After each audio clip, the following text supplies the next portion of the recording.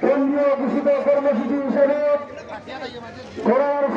সংগঠন বাংলাদেশ জামায়াত ইসলামী শহর আজকের এই বিক্ষুব্ধ নেতাকর্মী বিক্রম শহর ও বক্তব্যের সামনে বক্তব্য কার্যালয়ের প্রার্থী বাংলাদেশ ইসলামী ছাত্র শিবির বনগাঁ জেলার সম্মানিত সেক্রেটারি বাই ফরিদ উদ্দিন।